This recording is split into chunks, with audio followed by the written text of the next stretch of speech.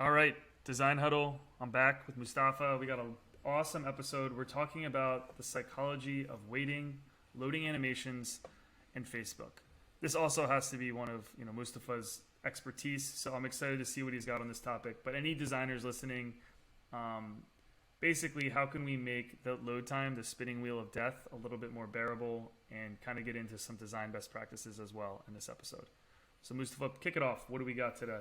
Okay, so we're looking at an experiment that was done by Facebook. Now, I'd like to start off with this is highly unethical. We're not suggesting anybody does this, but I think what the story brings up is quite an interesting thing about people's perception. Um, so, Facebook, there's this story where a designer was speaking to a Facebook designer who shall not be named, and we talked about an A/B test that Facebook actually did some few years ago, some time back, a few years ago, and they had like their generic spinner, which was like three squares, and they animate like from left to right, um, and then they actually created the iOS spinner that you get, which is like your typical thing that literally is a spinner that spins around. And what they found was whenever the app was slow, and they used a Facebook spinner, like from their website, uh, people would blame the app for its slowness. They say, "Oh, something's wrong with Facebook. This is a terrible app." But when they switch the spinner to the iOS spinner, so it looks like something is happening in iOS, but within the app, Wait, so people so start. to be clear, this Facebook loader was basically three bars lighting up from left to right, and Yeah, then the iOS was just the spinning wheel of death, right? yeah, pretty much. So when they did the Facebook one, people blamed the app, so Facebook is slow. But when they in the A/B test, they actually swapped with like the spinner of death within the Facebook app. People blamed iOS and blamed the system. So an Interesting. interesting thing where things can slow down within an app. Maybe things are taking too long to load, just by what we call blaming the system rather than blaming the app. It's a very interesting take. They're people's perception because people will be much more patient with their operating system than they would with an app. Like with an app, you just try to force quit, right? You just get something's wrong with that. But if it's Windows or Mac OS, you're compelled to wait because this is the system. So I found this quite an interesting thing. Um, Another example in this article which we pulled out, which is quite an old article on Mercury.io, was Marissa Meyer, a former Googler, pointed out that um, pages that took like half a second to load resulting in a 20% drop in traffic. And the story that Marissa pointed out where they actually got more results on a Google search page, and just by getting those more results, people dropped off because it was just like taking too long. And we're talking about half a second, which is nothing. But half a second plus latency, plus poor devices, plus old browsers, you could end up waiting much, much longer. And so people drop off from this. And this is like you see this pattern again and again. Like we see um, websites which improve their performance, and they see like conversions go up, and vice versa. There's like an example from the Financial Times website. The Financial Times is a website based in the UK, very highly respected newspaper, but it's like a paywall. And so what they do, because it's a paywall, they can't target every single type of users for email campaigns or whatever. What they do is they look at users who regularly visit the site, and they come up with this algorithm known as a tipping point. And so if a user comes and reads at least 5 articles a month, that's the type of user they try to target. However they do it within the site, if they can collect emails with whatever. But 5 articles a month is enough to encourage them to subscribe. And if they get them to like nine articles a month, then they're more likely to subscribe. But what they found was just by making, I think it was like the website 1 second faster, they improved engagement for everyone by 5%. So just speed and like this perception of speed um, is really important, especially on the web, where again you have dead zones in countries like in like really big rich countries like in London. You'll be on a bus and you go between two complete concrete block buildings. Internet connection dies like that. It's like what I call dead zones. So Yeah. having the speed and at least having a site cached so that it can continue with an experience. And you know the Trivago experience, right? Like what they did with the game when when website goes offline, they will have this fun little pinball game. Like, well, it's not pinball, but it's like a pinball where you go through a ball through a maze. And they found like something like 67% of users continued on with the experience when they came back online. Again, it's like these distraction things or like passing the blame on the network or on the system actually does make an impact. And I find that stuff fascinating. Highly unethical, the Facebook example. Again, this was like in this this article makes it suggest like this was in a bar. A Facebook designer told, "Oh, by the way, we did this." So I can't 100% validate this, but it's quite an Yeah. interesting story. No, it's super interesting, and I think like the perception of speed is a growing topic of interest. The one thing that you mentioned there, I think, is a really interesting point related to this, is that anytime your site has a dead end, it's a bad experience. Yeah. So a lot of times is that it's like if you go to one of my favorite examples of a non-dead end is like what you really should do is a redirect. But have you ever seen like incredibly designed 404s? You know what I mean? Yeah. Like they're beautifully designed 404s. Well, there's like a way to, Russian like, website one where it's like the construction website where all the construction guys on the website. It's like a vector graphic and they're all dancing, and the music's so Yeah. joyous that you'll sit there and listen to the whole song. Yeah, so it's like and it's similar to like if you're on an e-com site and you search for shoes and you bring back no results rather than related topics, so the journey Yeah. doesn't end. You're giving them suggestions of other things that might keep them engaged or trying to meet their goals. So back to this perception of speed, though, I just wanted to get your take, like if you're say that there's a designer listening and they're in the process of kind of iterating on different options for load screens, like where would you start? Like what do you think an ethical and well designed loading screen looks like today? So there's a couple of things from like research which I've done myself. Well, there's a talk I gave like in regards to designing for speed, designing for friction, and so what you see is skeleton screens. So basically, it's like content placeholders. Usually, they're grey boxes. That actually works quite well. Loading in frosted or pixelated images first, and then replacing them with high quality ones. Basically, you want to get content in as soon as possible. So Medium, LinkedIn, they do like these content placeholders or frosted. Like Medium doesn't. Header images are frosted slightly before the full one comes in. Basically, if you've got a blank page, people don't know what's going on, and you need to fill it with content just to reassure the user that something's coming. So frosted images, How would content. you if people aren't familiar with the skeleton screen, how would you describe it? So if you were to open up Google Maps, they do skeleton screens on there as well. So basically, you've got say like Maps or Medium or LinkedIn. When you first open it, I think Facebook does this as well actually. You'll see lots of grey boxes where the content is, and it won't be 100% accurate, but it's basically telling the user content's loading and it's coming and it'll be in this space here. So a big box for the images, lots of grey lines for the text, and then they swap it out the moment the content is there. That's pretty much the basis of a skeleton screen. So it's giving the reader a hierarchy or like an organization of what the page will look like when it's done. Yeah, pretty much. Yes, yeah. So as the sort of the term suggests, like it's the skeleton of the page basically. And it's not 100% accurate, so you don't have to make sure that some articles or some designs will have the images will be bigger on the other. That's not the point. The point is showing something rather than showing nothing. The only danger with grey boxes is that when you ask users feedback, they think it's broken because especially on the web and UI, grey is always like disabled or not working, like is the color of choice. So grey is perhaps maybe not the best thing. So what you see like Google Photo, is it Google Photos or Google Photo Search? What they do is they show a base color of the image. So if the image is mostly red, they'll show like a tone of red to represent that. I mean, if you can get an engineer to do that for you, just like a sort of replacement. I think there are like libraries and frameworks where you can actually do something similar to that online. And that way, it brings some color into the page while the page is loading. So that can be quite cool as an alternative.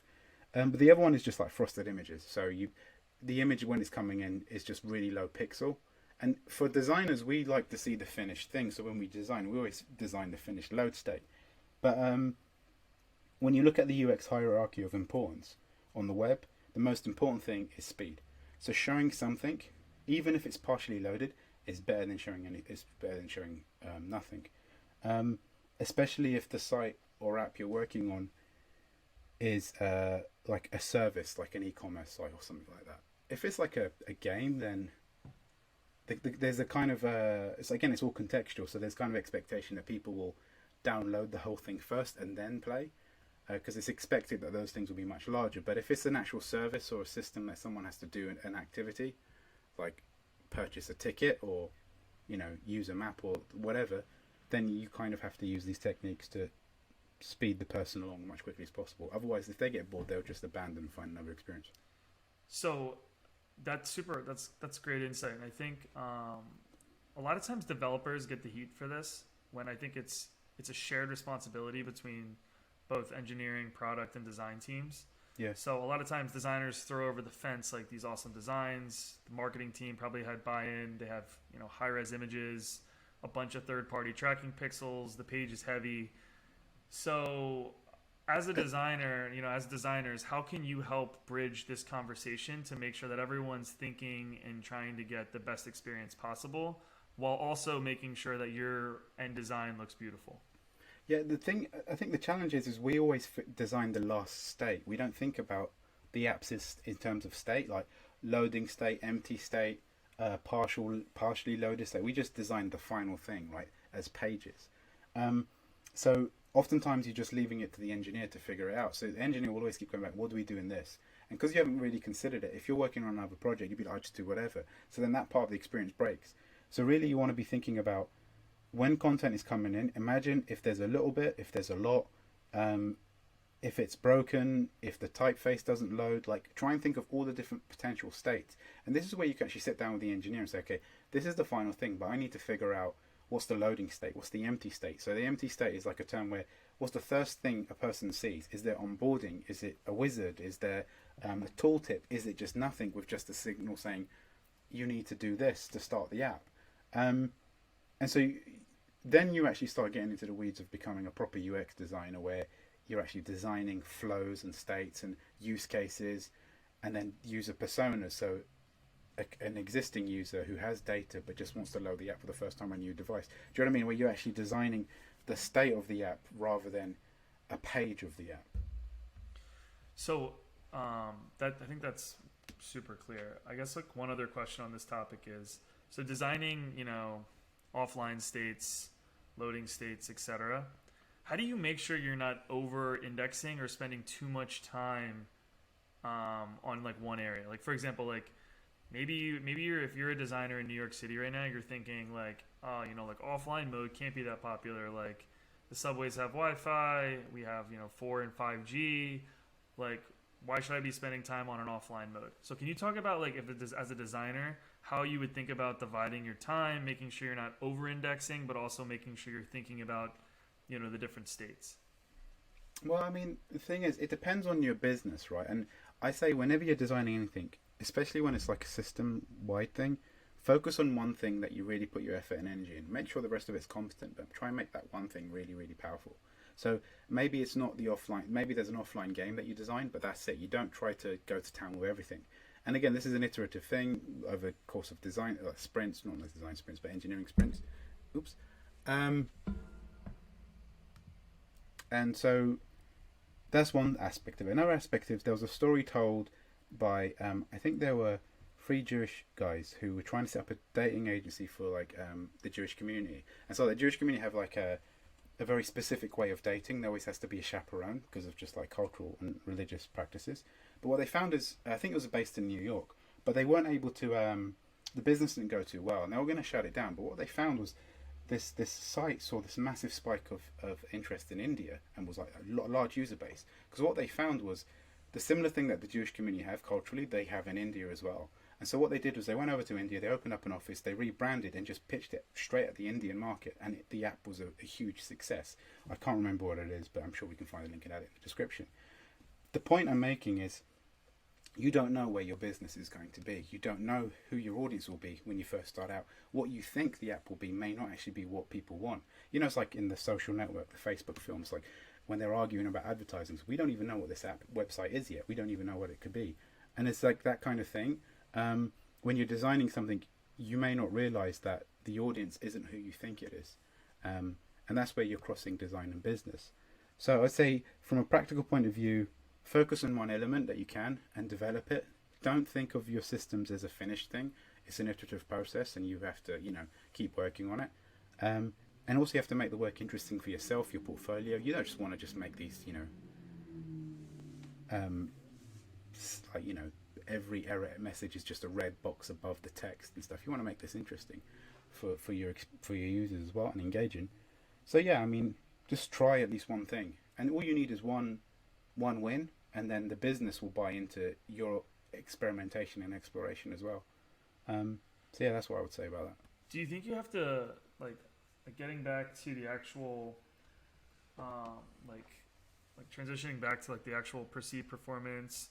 So I think the idea that I struggle with a little bit is the idea that like the people use perceived performance. They think it's the idea of tricking your user into thinking the site loads faster than it actually is, rather than just being like, I like it when it says like some load screens will say like all of the complicated things they're doing in the background. It's like, compiling files. Like I think a lot of video games do that. Well, like the load screen tells you like all of the things that are happening in the background. To me, like that's my favorite type of like loading experience. Why not? Because it's giving context of like, what's going on under the sheets. Well, no, Blizzard, the games company, they have a game called, I think it's Hearthstone or Hearthstone. I can pronounce Hearthstone because I'm dyslexic, but they have a loading screen, but it will say, because it's all about, basically it's a card game, and it's supposedly in a bar and you're playing with other people in this tavern, rather. And so the loading screen will have like where you would have system loading, they'll say cleaning up bar stools, mopping up beer. Just like basically it's like imagine if basically it's the loading screen of real life, right? But like the system thinks of like, okay, pouring out new drinks, or kicking out a drunk person or whatever. So that's like taking that concept and flipping it on its head. But most people, like most users, won't necessarily understand this language, and it makes it inaccessible to them. Is one aspect of that, as the sort of the downside to that. The other thing is people are impatient, and the reality is, grits takes 7 minutes. You can't make it in 5 minutes. You could, but it'll be terrible, right? Or there was the meme that was going about this illustrator. We took an hour to draw Spider-Man. It looked perfect. It took 10 minutes. It looked like a sketch. It took 10 seconds and it looked like terrible. And it's like nothing fast is necessarily good in terms of quality, well, food or whatever, or even expectation of art. But people are still going to be impatient, especially when it comes to services. So if you're a business and your competitor is taking a millisecond to load and you're taking 10 seconds, that's going to affect your business, right? So you have to think of that as well. I think you're just getting to like making everything a little bit more human and having empathy for the person's time. And I think there is a threshold where people will wait.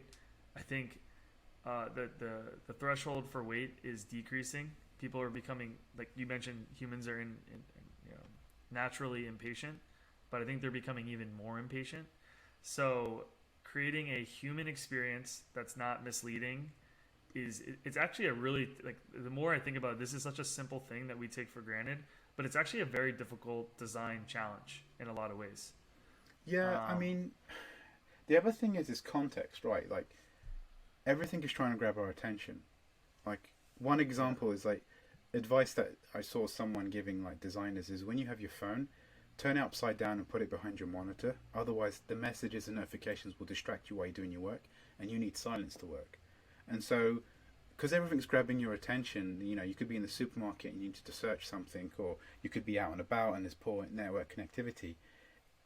Especially when you're traveling and out about, your threshold for patience is weaned a lot, and especially you've got small kids and it's raining and all the sort of life things. Those are the things added together which will make perhaps a normal experience seem really bad. Like, so I think when there was research done by Google, they said like a third of technically fast sites were considered slow or perceived slow by users. So, and again, that's all down to context, people moving around, internet connectivity going slow for a brief moment. Perhaps they're under a lot of stress, like travel is the most stressful thing, especially like airplane travel, like the most stressful. Like someone's trying to find something in that environment, something that's 3 seconds in the real world may actually be like 1 second, like may feel like 30 seconds to them. But there was a book called Engineering Time by I forgot his name, but he's like a PhD. He used to work at Microsoft. He may be still there, but he he gave an example of like no two bits of time are the same. So you have a loading bar.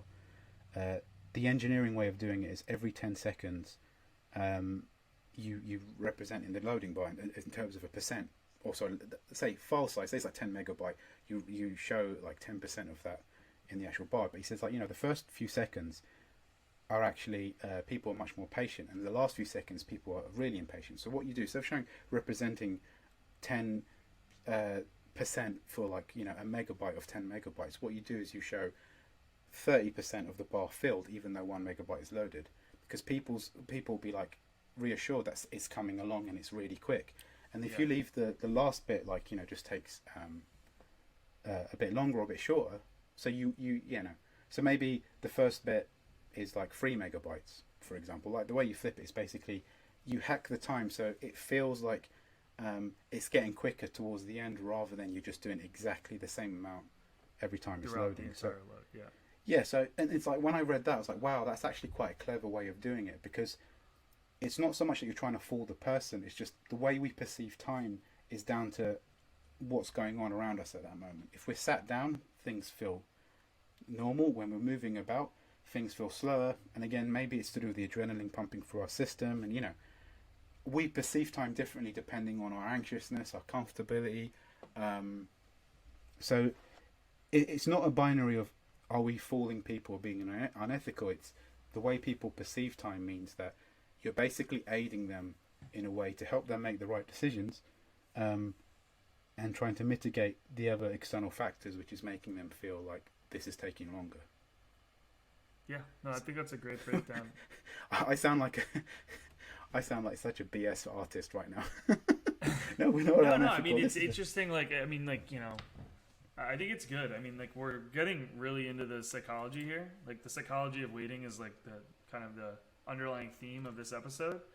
But this is not my expertise at all. Like I don't have much experience here other than the basics. But I think we got some really good actionable ways to make your loading animations, more human, more effective.